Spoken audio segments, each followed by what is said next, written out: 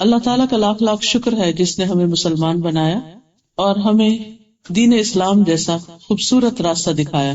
اسلام جس کا مطلب ہی پیس ہے، امن ہے، اور اس پر چلنے والے، اس راستے کو اختیار کرنے والے حقیقت میں امن میں آتے ہیں.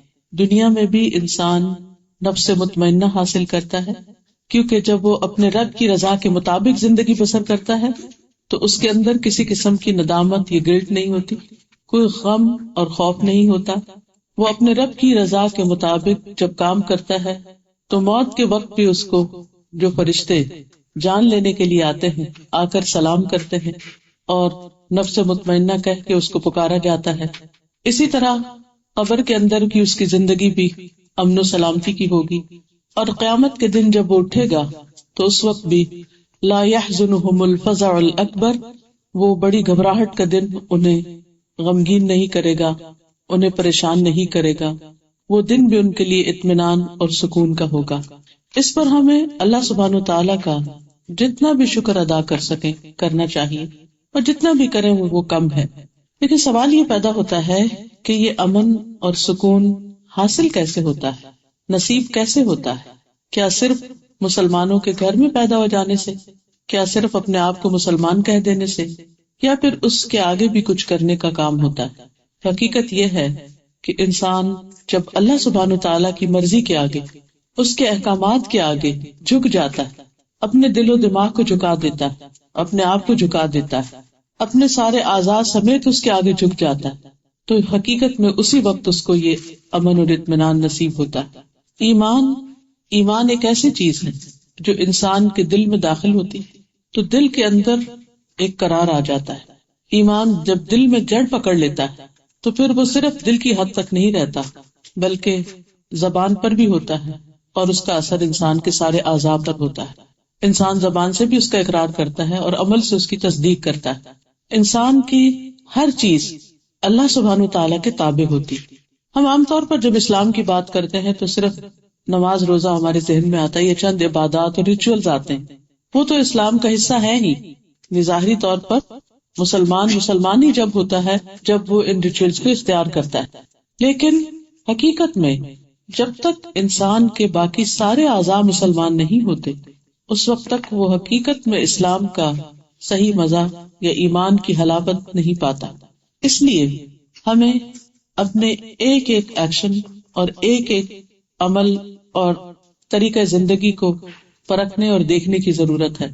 اپنا محاسبہ اور مراقبہ کرنے کی ضرورت ہے، اپنے آپ پر نظر ڈالنے کی ضرورت ہے، اپنے کان، آنکھیں اور دل، ان سب کی حفاظت کی بھی ضرورت ہے، کیونکہ ان السمع والبصر والفؤاد کل اولئک کان عنہ مسئولا، بے شک کان، آنکھیں اور دل ان سب کے بارے میں سوال کیا جائے گا. یعنی قیامت کے دن ان کے استعمال کے بارے میں ہم سے پوچھا جائے گا کہ ہم نے کانوں سے کیا سنا، ہم نے اپنی آنکھوں سے کیا دیکھا، اور ہمارے دل میں کس قسم کے خیالات ہیں، ہمارے دل کی حالت کیا تھی، اس میں ایمان تھا یا نفاق تھا، یقین تھا یا شک تھا، اللہ سبحانہ و تعالیٰ کے بارے میں کیا گمان تھا، اس کے بندوں کے بارے میں گمان کیسے تھے. کیونکہ انسان کا محاسبہ صرف اس کے ظاہری اعمال پر نہیں ہوگا، اس کے دل کے اعمال پر بھی ہوگا، اعمال القلوب پر بھی ہوگا. اس لیے دل کی حفاظت بھی نہایت ضروری ہے. لیکن دل کی حفاظت اس وقت ہوتی ہے جب انسان اپنی آنکھ اور کان کی حفاظت کرتا ہے، کیونکہ یہ ونڈوز ہیں دل کے.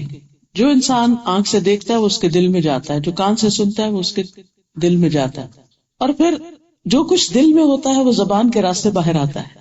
اس لیے ہم سب کو اپنے بولے جانے والے الفاظ اور اپنی زبان کے استعمال پر ضرور چیک رکھنا چاہیے اور اس کی حفاظت کرنی چاہیے، یعنی اپنی زبان کی حفاظت کرنی چاہیے. کیونکہ زبان ایک ایسی چیز ہے جو انسان کے اندر کی نمائندگی کرتی کہ انسان حقیقت میں کیا ہے، وہ کون ہے، وہ کیسا ہے. جب تک کوئی شخص خاموش ہے ہمیں نہیں پتا کہ وہ کیسا ہے. بظاہر دیکھنے میں وہ کتنا بھی انوسینٹ نظر آ رہا ہو، وہ کتنا بھی اچھا نظر آ رہا ہو، لیکن اس کی اچھائی کا پتہ کہاں سے چلے گا؟ جب وہ بولے گا. کہ جب وہ بولتا ہے تو کیا بولتا ہے، کیسے بولتا ہے، کیسی بات کرتا ہے، دوسرے سے کس طرح پیش آتا ہے، کس طرح کلام کرتا ہے. تو کلام کو یا گفتگو کو ہماری زندگی میں بہت زیادہ اہمیت حاصل ہے. اس لیے آج میں چند باتیں زبان کی حفاظت کے بارے میں کروں گی، کیونکہ اسی پر ہمارے ایمان کی مضبوطی، ہمارے دین کی سلامتی، ہماری نجات کا انحصار ہے۔ صوبان رضی اللہ عنہ سے مروی ہے کہ رسول اللہ صلی اللہ علیہ وسلم نے فرمایا، خوشخبری ہے اس کے لیے جس نے اپنی زبان پر قابو پا لیا، یعنی جس نے اپنی زبان کو کنٹرول کر لیا اور اسے اس کے گھر نے کشادگی اور گنجائش دی، یعنی اس کی ضروریات پوری کرنے کے لیے اس کا اپنا ہی گھر کافی ہے، اور وہ اپنے گناہ پر رویا۔ تو بیسیکلی اس حدیث میں 3 چیزوں کے بارے میں پتہ چلتا ہے کہ جس کے پاس یہ 3 چیزیں ہوں وہ دراصل خوش قسمت ہے، اس کے لیے خوشخبری ہے۔ اور اس میں سے اہم ترین چیز انسان کا اپنی زبان پر قابو پانا ہے۔ زبان پر قابو پانے سے اور زبان کی حفاظت سے انسان کے عیبوں کی ستر پوشی ہوتی، اس کے عیب چھپتے ہیں، اس کے گناہ چھپتے ہیں، کیونکہ بہت سی چیزیں جو دل میں ہوتی ہیں اگر انسان اپنے دل کی اصلاح کرتا رہے اور زبان پر ان کو نہ لائے تو انسان کا تزکیہ ہوتا رہتا ہے، لیکن جب وہ بول دیتا ہے تو وہ صرف بات اس کے اپنے تک نہیں رہتی، اس کے اثرات دوسروں پر بھی پڑتے۔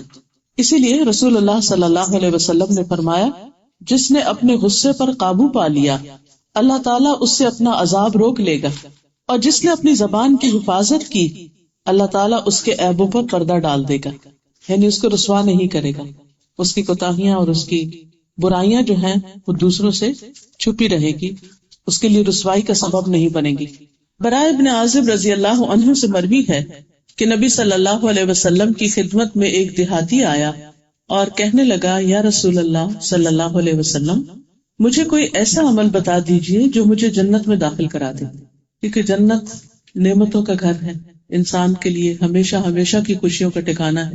تو وہ لوگ جو رسول اللہ صلی اللہ علیہ وسلم پر ایمان لائے تھے ان کے اندر آخرت کا ایسا ہی یقین تھا جیسے کسی کو یہ یقین ہو کہ صبح کے وقت سورج نکلتا ہے اور اس کی روشنی ہوتی، اور اس میں کسی کو جب سورج روشن ہو جاتا ہے تو کسی کو شک نہیں رہتا۔ تو انہیں آخرت پر یقین تھا، لہٰذا ان کی ساری فکروں کا محور بدل گیا، ان کے غم دنیا کے غم نہیں رہے، ان کی فکریں صرف دنیا کی فکریں نہیں رہی۔ ہم میں سے آج اکثریت کے غم کیا ہوتے ہیں کہ ہمارا اپنا کوئی گھر نہیں، ہم نے ابھی تک گھر نہیں خریدا، ہماری کوئی چھت نہیں، ہمارا اپنا ٹھکانہ نہیں، پتہ نہیں کب مالک نکال دیں۔ لیکن اس سے آگے کم ہی سوچتے کہ کل کیا ہوگا جو ہمیشہ کی زندگی ہوگی۔ لیکن وہاں ایک عام سمجھ رکھنے والا انسان بھی دنیا سے زیادہ اپنی آخرت کی فکر کرنے لگا۔ وہ دیہاتی شخص تھا، کوئی بہت پڑھا لکھا نہیں تھا، لیکن آ کے سوال بہت اچھا کیا، کہنے لگا ایسا کام بتائیے کہ میں جنت میں چلا جاؤں۔ نبی صلی اللہ علیہ وسلم نے فرمایا، بات تو تم نے بہت مختصر کی ہے، بہت چھوٹی سی بات کی، بہت چھوٹا سا سوال ہے، لیکن ہے بہت لمبا چوڑا۔ اس کے بعد آپ نے اس کو کچھ کرنے کے کام بتائے کہ کون سے کام جنت میں لے جانے والے ہیں۔ فرمایا، تم اکیلے پورا غلام آزاد کر دو یا غلام کی آزادی میں اس کی مدد کر دو، زیادہ دودھ دینے والی اونٹنی اور مال کا عطیہ ایسے رشتہ دار کو دو جو ظالم ہو، یعنی ظالم رشتہ دار جو تمہارے ساتھ زیادتی کرتا ہے اس کو تم بہترین تحفہ دو، زیادہ دودھ دینے والی اونٹنی دو، یعنی نکمی نہیں دو، اور صرف تحفہ نہیں، بہترین تحفہ۔ آپ سوچئے کہ بظاہر بڑا مشکل کام ہے، انسان اس کو دینے میں تو خوشی محسوس کرتا ہے جو ہمارے ساتھ اچھا سلوک کرے، لیکن اس کے ساتھ تو ہم جو ہمارے ساتھ اچھا نہ ہو یا ہماری مرضی کے مطابق کام نہ کرے، اس کے ساتھ تو ہم 2 اچھے بول بھی نہیں بول سکتے، سارا اخلاق دھرے کا دھرا رہ جاتا ہے۔ قرآن مجید میں اللہ تعالیٰ فرماتے ہیں، کلوا واشربوا ولا تسرفوا انہ لا يحب المسرفین، الاعراف 31۔ کھاؤ پیو لیکن اسراف نہ کرو کیونکہ اللہ اسراف کرنے والوں کو پسند نہیں کرتا۔ نبی صلی اللہ علیہ وسلم نے فرمایا، کھاؤ اور پیو اور پہنو اور صدقہ کرو لیکن اسراف نہ کرو اور تکبر نہ کرو، یعنی کھانے پہ بھی فخر نہ کرو اور اسی طرح لباس پر بھی نہیں، کیونکہ کھانا پینا لباس یہ چیزیں ہیں جن کی وجہ سے لوگ اپنے آپ کو دوسروں سے بڑا سمجھنے لگتے ہیں، اگر کسی کو یہ نعمت دوسروں کے مقابلے میں زیادہ ملی ہو۔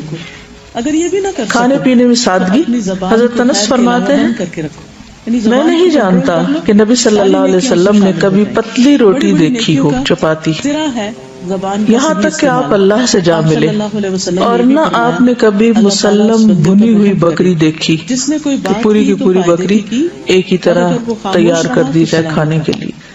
حضرت عائشہ فرماتی ہیں کہ نبی صلی اللہ علیہ وسلم کے گھرانے نے اگر کبھی ایک دن میں 2 مرتبہ کھانا کھایا تو ضرور اس میں ایک وقت صرف کھجوریں ہوتی تھی، یعنی 2 وقت پراپر میل نہیں ہوتا تھا، میل ایک ہی اور اس کے ساتھ باقی کوئی بھی رو چیز. سے کوئی بات بتا ہمارا 3 وقت کا کھانا تو وہاں مجھے کسی سے کچھ پوچھنے کی ضرورت نہ رہے، یعنی کوئی عمل، کوئی کام، کوئی اچھا سا کوئی نسخہ بتا دیجئے کہ بس پھر میں اس کو پکڑ لوں، وہ کام کرتا رہوں.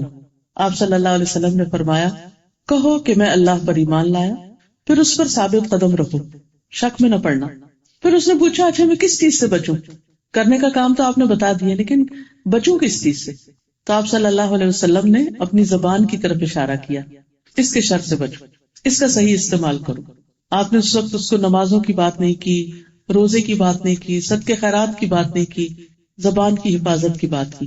کیونکہ بعض اوقات انسان تہجد بھی پڑھتا ہے، نفل بھی پڑھتا ہے، صدقہ خیرات بھی کرتا ہے، بڑے بڑے نیکی کے کام کرتا ہے، لیکن ایک بات ایسی کرتا ہے کہ دوسرے کا دل توڑ کے رکھ دیتا ہے، دوسرے کے ساتھ بدتمیزی کرتا ہے، دوسرے کے ساتھ بد اخلاقی کا سلوک کرتا ہے. تو آپ دیکھیے کہ آپ کی نماز، آپ کا صدقہ خیرات، آپ کی نیکیاں تو آپ کے اپنے لیے ہیں، کسی دوسرے کو تو اس سے کوئی فائدہ نہیں پہنچے گا. اگر آپ تہجد کے لیے اٹھتے ہیں تو آپ کو فائدہ ہے نا، کسی کو کیا فائدہ اس سے. لیکن اگر آپ اپنی زبان سے کسی کو تکلیف نہیں دیتے تو یہ اس سے بھی بڑی نیکی ہو جاتی. اور اگر آپ تکلیف دیتے ہیں تو آپ کے تہجد بھی ضائع ہو سکتے ہیں، آپ کا صدقہ خیرات بھی برباد ہو سکتا ہے اگر آپ اپنی زبان سے دوسروں کو تکلیف دیتے. اور بعض اوقات کوئی تکلیف بہت بڑی نہیں ہوتی، بڑی چیز سے نہیں ہوتی، بعض اوقات چھوٹی چھوٹی باتیں دوسروں کا دل توڑنے کے لیے بہت کافی ہوتی. وہ کون سی باتیں، وہ کون سی چیزیں؟ ہر انسان اپنے پہ لے کر دیکھ سکتا ہے کہ خود اس کو کن باتوں سے تکلیف ہوتی، دوسروں کی کون سی باتیں اسے اچھی نہیں لگتی. یعنی اگر مجھے یہ جاننا ہو کہ مجھے کیا بات کرنی چاہیے اور کیا نہیں کرنی چاہیے، تو مجھے یہ دیکھنا چاہیے کہ کون شخص کب مجھ سے کیا بات کرتا ہے جو مجھے چبھ جاتی، جو مجھے پسند نہیں آتی، جو مجھے تکلیف دیتی. اس میں تانے دینا، غیبت، چغلی، جھوٹ اور چیخنا چلانے تو بڑی بڑی باتیں. بعض اوقات بڑی باتیں نہیں، چھوٹی چھوٹی باتیں بھی انسان کا دل توڑنے کے لیے بہت کافی ہو جاتی. اگر کوئی شخص اپنی اس عادت پر قابو پا لے تو بہت بڑا متقی اور پارسا ہو جائے. تو بظاہر دیکھنے میں وہ بہت بڑا عبادت گزار نہیں بھی، اپنے فرائض ہی پورے کرتا ہے، لیکن اپنی زبان کو سنبھال کے رکھتا ہے. نبی صلی اللہ علیہ وسلم نے فرمایا تم پر اچھا اخلاق اور طویل خاموشی لازم ہے. اب یہ بات، اس میں کیا نیکی کی بات ہے کہ انسان زیادہ خاموش رہے؟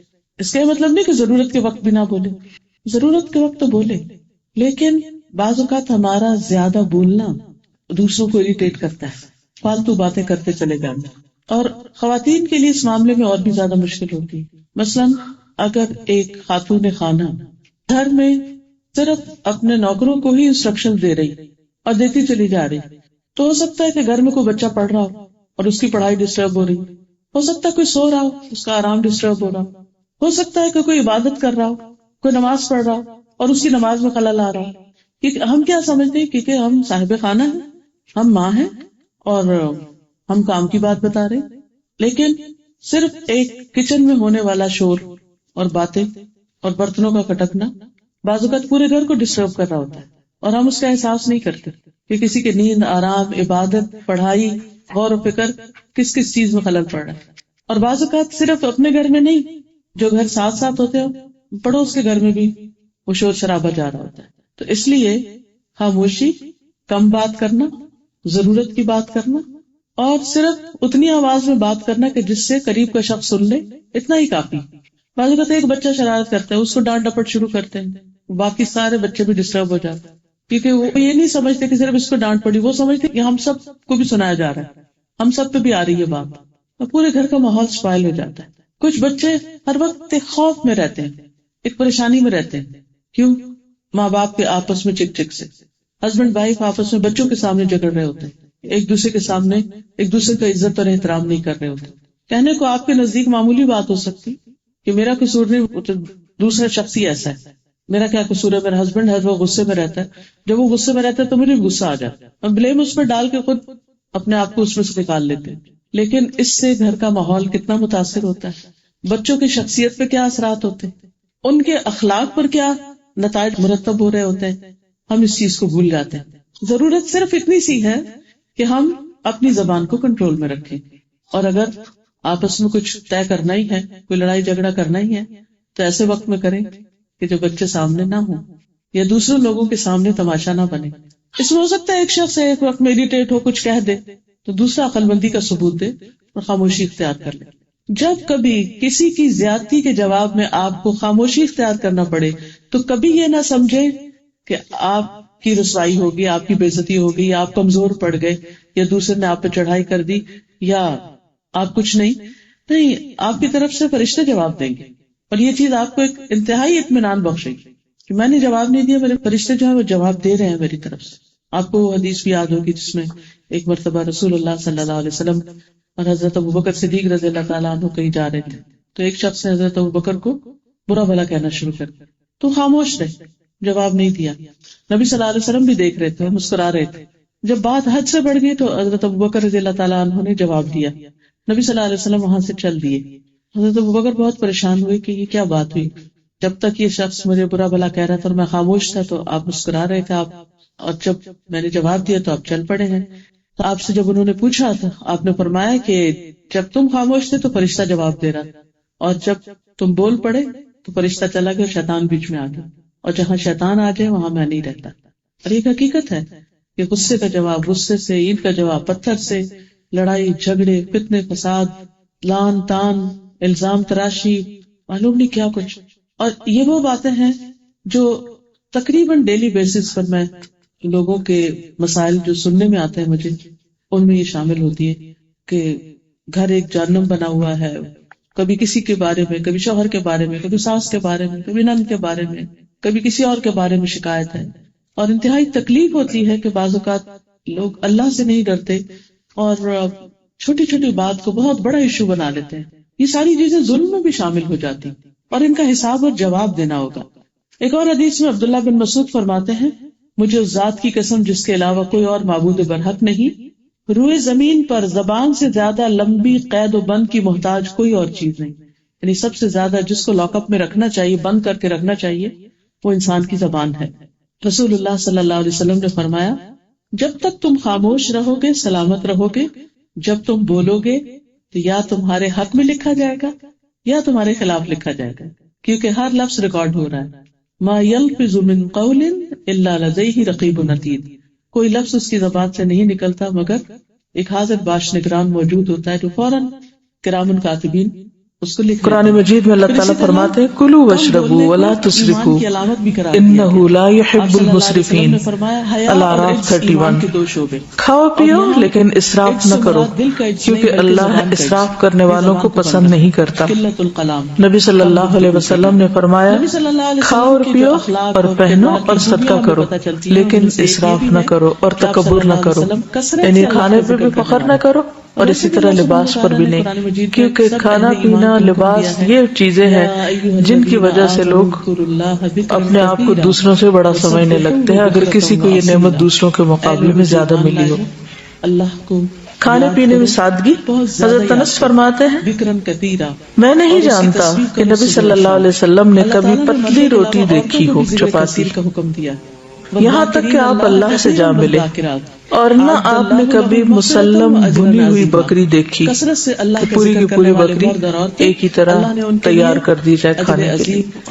حضرت عائشہ فرماتی ہیں کہ نبی صلی اللہ علیہ وسلم کے گھرانے نے اگر کبھی ایک دن میں 2 مرتبہ کھانا کھایا تو ضرور اس میں ایک وقت صرف کھجوریں ہوتی تھی، یعنی 2 وقت پراپر میل نہیں ہوتا تھا، میل ایک ہی اور اس کے ساتھ باقی کوئی بھی را چیز. ہمارا 3 وقت کا کھانا تو وہاں نبی صلی اللہ علیہ وسلم کے اخلاق میں آتی ہے کہ وہ لایانی گفتگو نہیں کرتے تھے. یہ عباد الرحمان کی صفات میں سے بھی، اللہ تعالیٰ کے جو پیارے بندے ہوتے ہیں، محبوب بندے ہوتے ہیں، ان کی خوبیوں میں سے ایک خوبی قرآن مجید میں یہ بتائی گئی کہ والذین لا یشہدون الزور واذا مروا باللغو مروا کراما، اور وہ جو جھوٹ میں شریک نہیں ہوتے اور جب لغو سے گزرتے ہیں تو باعزت طریقے سے گزر جاتے ہیں، یعنی فضول باتوں میں حصہ ہی نہیں لیتے. سورۃ المومنون میں جو کامیاب ترین لوگ ہیں ان کی صفات بیان کرتے ہوئے اللہ تعالیٰ فرماتے ہیں قد افلح المؤمنون الذین هم فی صلاتهم خاشعون والذین هم عن اللغو معرضون. یقیناً کامیاب ہو گئے مومن جو اپنی نماز میں خشوع و خضوع اختیار کرتے ہیں، عاجزی اختیار کرتے ہیں اور وہی جو لغو سے منہ موڑنے والے یعنی بیہودہ کلام سے، فضول باتوں سے، لایانی باتوں سے اجتناب کرتے ہیں۔ رسول اللہ صلی اللہ علیہ وسلم نے فرمایا ایک نماز کے بعد دوسری نماز کے ان دونوں کے درمیان کوئی لغو نہ ہو، علیین میں اندراج کا باعث ہے۔ سورۃ المطففین آپ نے پڑھی ہوگی، اس میں آتا ہے کلا ان کتاب الابرار لفی علیین وما ادراک ما علیون کتاب مرقوم یشہدہ المقربون۔ کلا ہرگز نہیں، ان کتاب الابرار بے شک نیک لوگوں کا اعمال نامہ لفی علیین علیین میں ہوگا، بلند مقام پر ہوگا۔ اور وہ کیسا ہے اعمال نامہ؟ وما ادراک ما علیون، اور تمہیں کیا خبر کہ علیون کیا ہے؟ کتاب مرقوم، لکھی ہوئی کتاب ہے، یعنی نیک لوگوں کا اعمال نامہ۔ یشہدہ المقربون، جسے مقرب فرشتے دیکھتے رہتے ہیں، یعنی مقرب فرشتے بھی ایسے لوگوں سے اور ان کے اعمال سے محبت کرتے ہیں کہ جو اپنی زبانوں کا استعمال محتاط طریقے سے کرتے ہیں۔ اور اس میں خاص طور پر یعنی لغو باتیں کیا ہیں؟ لوگوں پر، چیزوں پر بے جا کے تبصرے، غیر ضروری باتیں۔ رسول اللہ صلی اللہ علیہ وسلم نے فرمایا جب تم میں سے کوئی اپنے مسلمان بھائی کے پاس داخل ہو پھر وہ اسے اپنے کھانے میں سے کھلائے تو وہ کھائے اور اس کے بارے میں سوال نہ کرے، اور اگر وہ اپنے مشروب میں سے کچھ پلائے تو اسے چاہیے کہ اس میں سے پی لے اور اس کے بارے میں سوال نہ کرے۔ سوال نہ کرنے کا کیا مطلب ہے؟ کھانے کے بارے میں عام طور پہ سوال کیا ہو سکتا ہے؟ اچھا یہ تمہارا حلال کمائی سے ہے یا حرام سے ہے، یا اس قسم کے سوال کہ تم نے صاف ستھرے طریقے سے پکایا ہے یا احتیاط نہیں برتی۔ ایسی بھی تو پوچھی جا سکتی ہے کیونکہ وہ تو ایک علم ہے نا، نفع مند علم ہے۔ ایسے سوال کہ جس میں انسان کچھ سیکھ رہا ہو کسی سے، اس کے بارے میں منع نہیں کیا گیا۔ جی ایسا سوال مراد ہے کہ جس کے کرنے سے دوسرے کو تکلیف ہو۔ بعض اوقات جو خواتین خود نہیں پکاتی، ان کے گھر میں کوئی کوک ہوتا ہے، یا بعض اوقات باہر سے آرڈر کر دیتے تو پتہ بھی ہوتا ہے کہ یہ خود نہیں پکاتی، پھر پوچھتے کس نے پکایا، کہاں سے منگوایا، وغیرہ وغیرہ، جو دوسرے کے لیے بعض اوقات امبیرسمنٹ کا سبب بھی بنتا ہے۔ کھانے کی تعریف کرنا، اس پر شکر ادا کرنا، کھلانے والے کا شکریہ ادا کرنا، یہ سب چیزیں تو اچھے اخلاق میں شامل ہیں، لیکن بلا وجہ ایسی بات کرنا کہ جو دوسرے کے لیے اذیت کا باعث ہو، اس سے اجتناب کرنا چاہیے۔ اور پھر بلا وجہ کے تبصرے اور کمپیریزن اور اس موقع پر اپنی خوبیاں بیان کرنے لگنا، اس طرح کی چیزوں سے گریز کرنا چاہیے۔ نبی صلی اللہ علیہ وسلم کے سامنے جب کھانا رکھا جاتا، اگر آپ کو پسند آتا تو کھا لیتے، اور اگر آپ کو پسند نہ ہوتا تو چھوڑ دیتے، اس کے نقص نہیں نکالتے تھے۔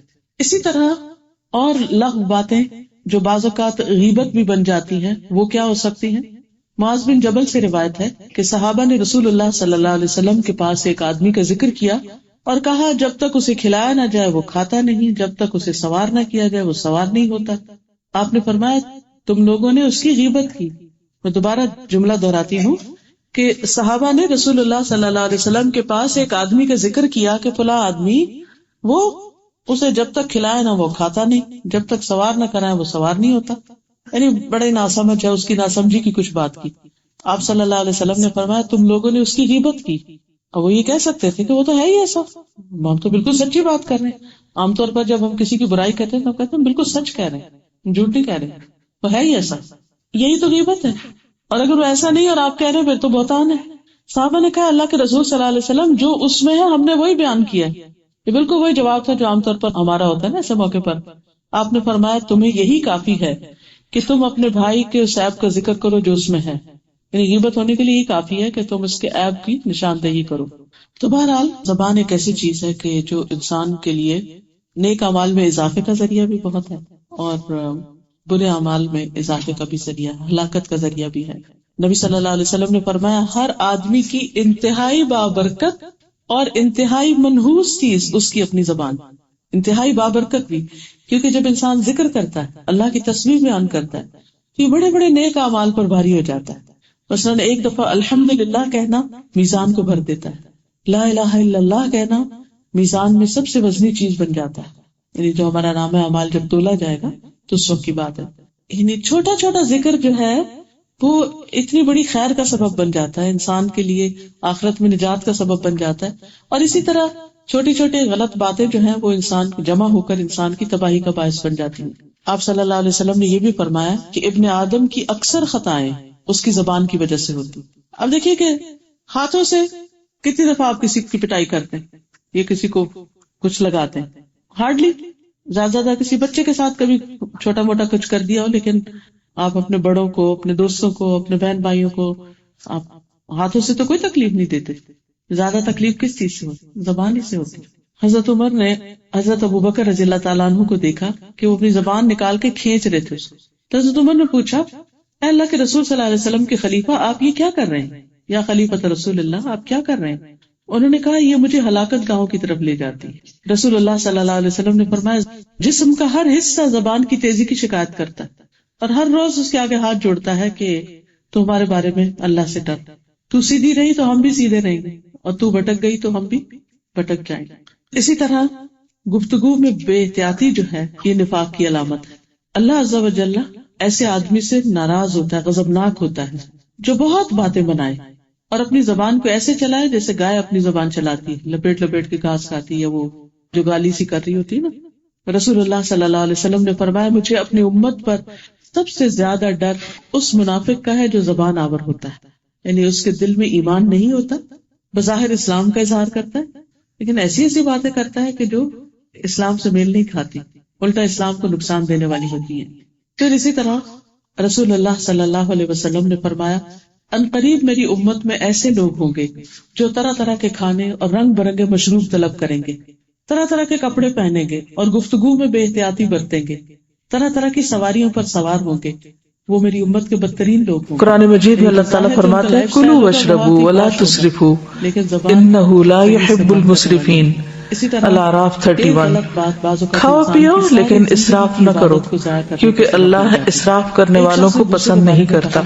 نبی صلی اللہ علیہ وسلم نے فرمایا، کھاؤ اور پیو اور پہنو اور صدقہ کرو لیکن اسراف نہ کرو اور تکبر نہ کرو، یعنی کھانے پر بھی فخر نہ کرو اور اسی طرح لباس پر بھی نہیں، کیونکہ کھانا پینا لباس یہ چیزیں ہیں جن کی وجہ سے لوگ اپنے آپ کو دوسروں سے بڑا سمجھنے لگتے ہیں اگر کسی کو یہ نعمت دوسروں کے مقابلے میں زیادہ ملی ہو. کھانے پینے میں سادگی. حضرت انس فرماتے ہیں، میں نہیں جانتا کہ نبی صلی اللہ علیہ وسلم نے کبھی پتلی روٹی دیکھی ہو، چپاتی، یہاں تک کہ آپ اللہ سے جا ملے، اور نہ آپ نے کبھی مسلم بھنی ہوئی بکری دیکھی کہ پوری کی پوری بکری ایک ہی طرح تیار کر دی جائے کھانے کے لیے. حضرت عائشہ فرماتی ہیں کہ نبی صلی اللہ علیہ وسلم کے گھرانے نے اگر کبھی ایک دن میں 2 مرتبہ کھانا کھایا تو ضرور اس میں ایک وقت صرف کھجوریں ہوتی تھی، یعنی 2 وقت پراپر میل نہیں ہوتا تھا، میل ایک ہی اور اس کے ساتھ باقی کوئی بھی را چیز. ہمارا 3 وقت کا کھانا تو وہاں ایک. اور کیا کیا بنائیاں، یہ تو کل کو قیامت کے دن ہی پتہ چلے گا کہ کون کہاں کھڑا تھا. بندوں کے بارے میں فیصلہ کرنا اللہ تعالیٰ کا کام ہے، ہمارا کام نہیں ہے کہ کون جنتی اور کون جہنمی. جہاں کسی کو یہ نہیں کہہ سکتے کہ جہنمی، ہم یہ بھی نہیں کہہ سکتے کہ کوئی جنتی، یہ بھی ہمارا کام نہیں ہے کہ کسی کو بہت نیک دیکھ کے کہے کہ یہ تو ضرور جنت میں جائے گا. نہیں، اللہ ہی کو پتا ہے کون کہاں جانے والا ہے. کعب بن عجرہ سے مروی ہے کہ نبی صلی اللہ علیہ وسلم نے ان کو اپنی مجلس میں نہیں دیکھا تو آپ نے ان کے بارے میں پوچھا تو آپ کو بتایا گیا کہ وہ بیمار ہیں. تو آپ صلی اللہ علیہ وسلم پیدل چل کر ان کے پاس پہنچ گئے ان کا حال پوچھنے کے لیے. ان کے ہاں داخل ہوئے تو آپ نے فرمایا، ابشر یا کعب، کعب خوش ہو جاؤ. تو ان کی ماں پاس تھی، کہنے لگی، اے کعب تمہیں جنت مبارک. آپ نے فرمایا، یہ اللہ پہ قسم چڑھانے والی عورت کون؟ کعب نے کہا کہ یہ میری ماں ہے. آپ نے فرمایا، اے ام کعب تمہیں کیا معلوم، شاید کعب نے کبھی کوئی بے مقصد بات کی ہو، لغو بات کی ہو، یا ایسی چیز سے روکا ہو جو اسے غنی نہ کرتی. یعنی تم اس کے لیے جنت کا فیصلہ کیسے کر سکتی؟ ہو سکتا ہے کہ جنت میں رکاوٹ کسی ایسی بات سے ہو جائے کہ جو لغو ہو، بیکار ہو، فضول. نہیں، ڈرنے کا مقام ہے. تو لغو اور فضول باتیں بہت ساری اکٹھی ہو جاتی ہیں تو وہ بہت نہ بھی ہو، تھوڑی بھی ہو، تو انسان کے لیے مشکل کا سبب ہو سکتی.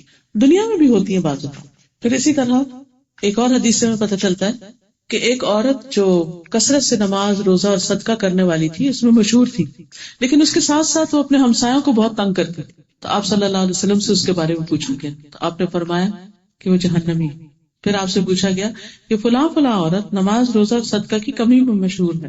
نماز کی کمی سے مراد فرائض کی کمی نہیں ہے، یعنی ویسے نوافل کی کثرت نہیں کرتی، اور وہ صرف پنیر کے چند ٹکڑے صدقہ کرتی، لیکن اپنی زبان سے پڑوسیوں کو ستاتی نہیں، تنگ نہیں کرتی. آپ نے فرمایا وہ جنتی. جیسے شروع میں نے ذکر کیا تھا کہ بعض اوقات بڑے بڑے نیک اعمال زبان کی خرابی کی وجہ سے برباد ہو جاتے ہیں، اور بعض اوقات ایک سادہ سی زندگی لیکن زبان کی احتیاط کے ساتھ انسان کو جنت میں لے جانے کا باعث بنتی ہے۔ پھر اسی طرح نبی صلی اللہ علیہ وسلم مرتبہ کہیں سے گزر رہے تھے تو آپ کھڑے ہو گئے، صحابہ کہتے ہیں ہم بھی آپ کے ساتھ کھڑے ہو گئے، آپ کے چہرے کا رنگ بدل گیا، آپ کانپنے لگے کہ آپ کے کرتے کی جو آستین تھی وہ بھی کانپنے لگی۔ ہم نے عرض کیا کہ یا رسول اللہ صلی اللہ علیہ وسلم کیا بات ہے، یعنی آپ کے چہرے کا رنگ کیوں بدل، یعنی آپ سب سے خوف زدہ سے ہو رہے تھے۔ فرمایا کیا تم وہ نہیں سن رہے جو میں سن رہا ہوں؟ ہم نے عرض کیا اللہ کے نبی وہ کیا بات ہے؟ فرمایا یہ دونوں آدمی اپنی قبروں میں ہلکے سے گناہ میں سخت عذاب دیے جا رہے ہیں۔ ہم نے عرض کیا یہ کس گناہ کا عذاب ہے؟ فرمایا ان میں سے ایک تو پیشاب کی چینٹوں سے نہیں بچتا تھا، اور دوسرا لوگوں کو اپنی زبان سے تکلیف پہنچاتا تھا اور ان کی چغل خوری کرتا تھا، یعنی ایسی باتیں کرتا تھا ادھر سے ادھر کہ جس سے لوگوں میں لڑائی پڑ جائے۔ اللہ کے رسول صلی اللہ علیہ وسلم کو وہ دکھایا جاتا تو جو ہم نہیں دیکھ سکتے، وہ سنایا جاتا تو جو ہم نہیں سنتے، لیکن آپ چونکہ صادق اور امین تھے، سچے تھے، جو کچھ ہمیں بتایا گیا وہ بالکل سچ تھا، درست تھا۔ پھر اسی طرح ہر سنی سنائی بات آگے کر دینا، یہ ایک اور فتنہ ہے، اور آج کل سوشل میڈیا کے دور میں یہ فتنہ بہت عام ہو گیا۔ کوئی چیز کہیں پڑھتے بغیر ویریفیکیشن کے اس کو اٹھائے، ایک کلک کی فارورڈ کیا 100 لوگوں کے گروپ میں بھیج دیا بغیر تحقیق کے، اور بعض حدیثوں کو کہنی چاہیے بالکل موضوع باتیں، بالکل جھوٹے باتیں، بالکل ضعیف اور بالکل غیر ضروری باتیں اللہ اور اس کے رسول صلی اللہ علیہ وسلم کے نام سے منسوب کر کے لوگوں میں پھیلا دی جاتی ہے۔ بعض اوقات غلط ریفرنس دیے ہوئے ہوتے ہیں، کوئی بات من گھڑت کی اور نیچے لکھا بخاری، کہ اکثر لوگ میرے پاس بھیجتے رہتے ہیں کہ اس حدیث کے بارے میں بتا دیجیے، اس بات کے بارے میں بتا دیجیے کہ یہ صحیح ہے یا نہیں۔ پھر اسی طرح نہ صرف یہ کہ دین کے معاملے میں، دنیا کے معاملے میں بھی بغیر تحقیق کے باتیں مشہور کرتے ہیں۔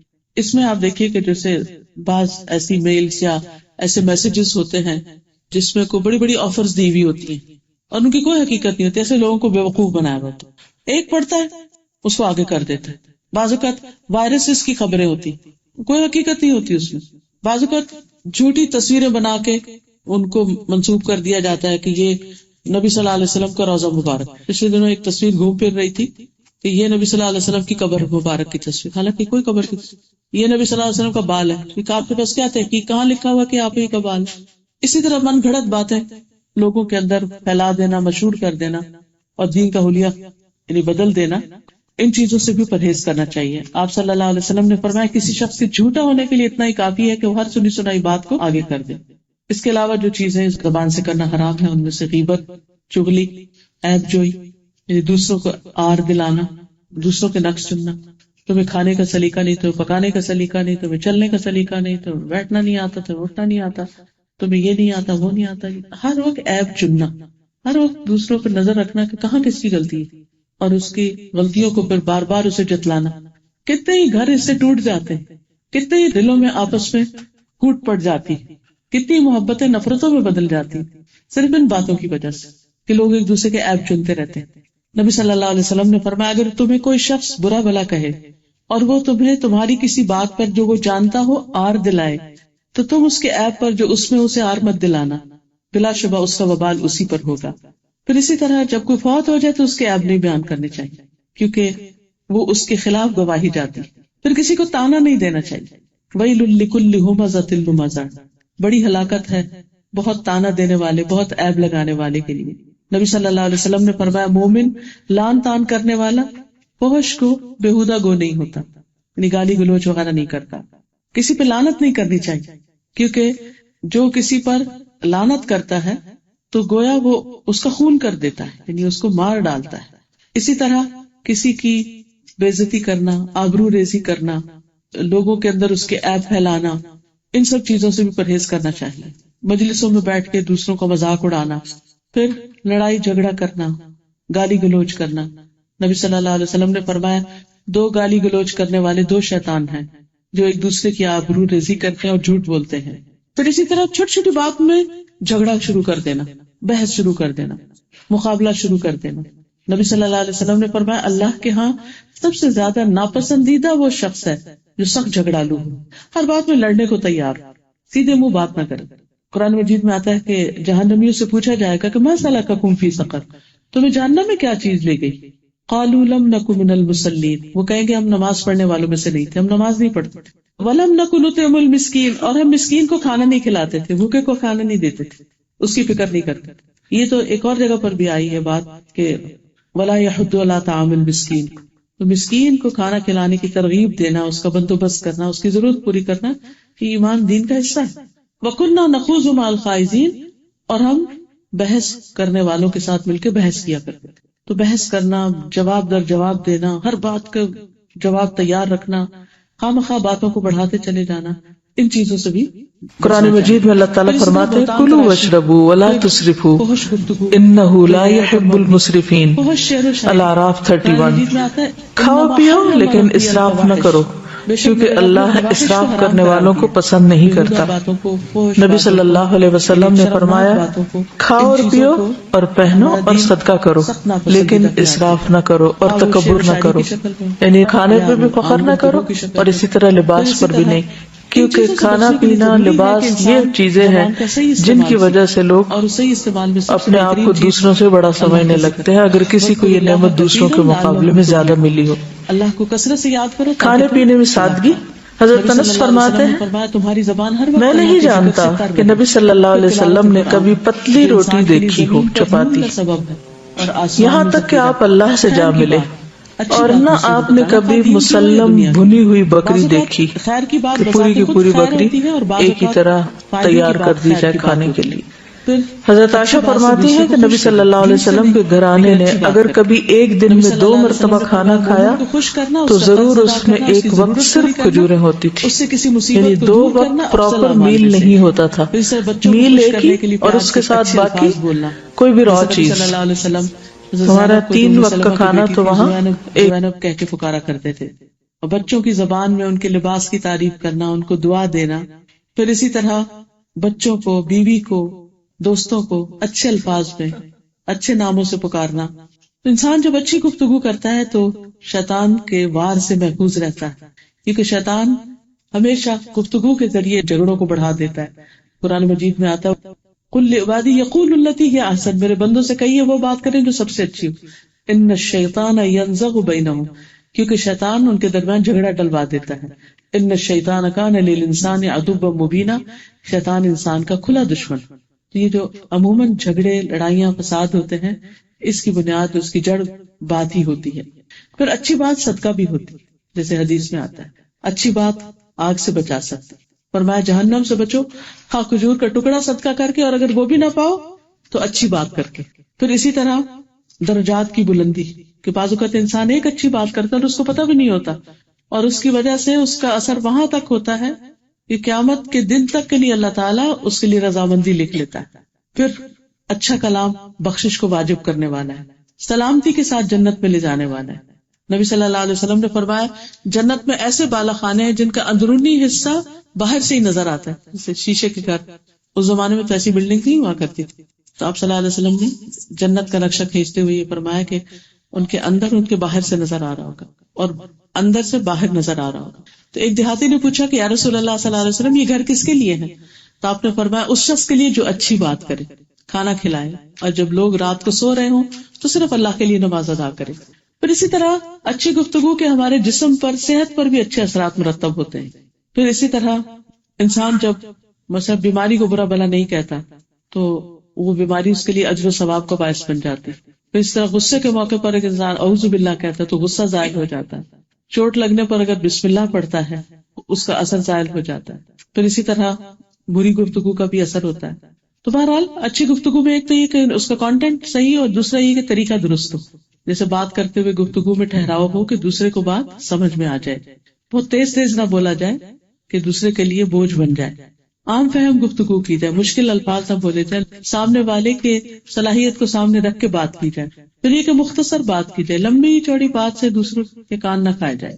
پھر اسی طرح بحث مباحثے سے اجتناب، برائی کا جواب اچھائی سے یا خاموشی سے، غصے اور مذاق میں حق بات، سچ بات، مزاح میں بھی سچ بات.